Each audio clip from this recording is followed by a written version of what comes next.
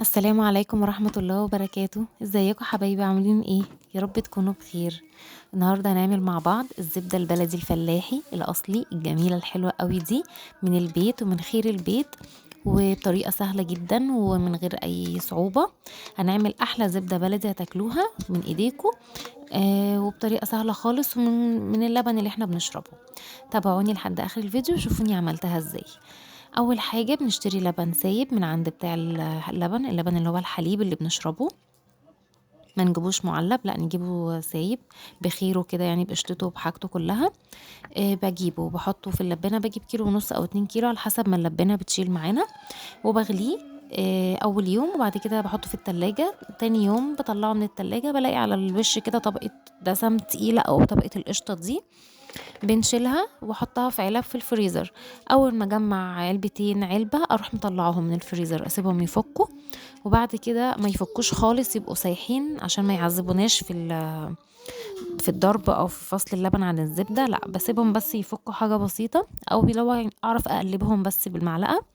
وبعد كده بحطهم في طبق زي ما انتم شايفين كده. انا الطبق لقيته صغير مش عارفه اقلب فيه براحتي، فرحت نقلتهم في طبق تاني اوسع.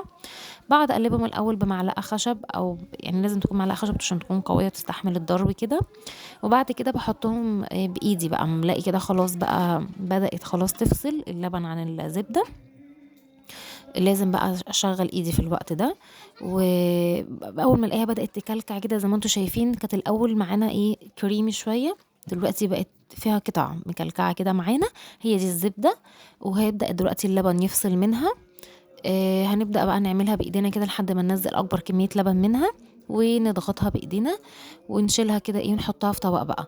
احطها في التلاجة، او عايزه اسيحها في وقتها اسيحها عادي جدا. انا حطيتها في التلاجة، عملت معايا بالظبط تقريبا 4 كور، وكرة صغنونة خالص، وانا كانت عندي كرة قبل كده في الفريزر فحطيتها معاهم وسيحتها.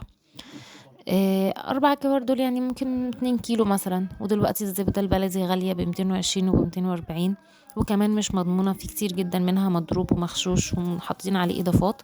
لكن دي انت عاملاها من البيت عندك وضامنة نظافتها وجودتها، وطعمها طبعا حلو جدا. ويفضل تكونوا جايبين لبن من عند حد يكون بيبيع لبن أو الحليب نضيف وأصلي، مش مغشوش ومضاف له مية كتير أو كده يعني.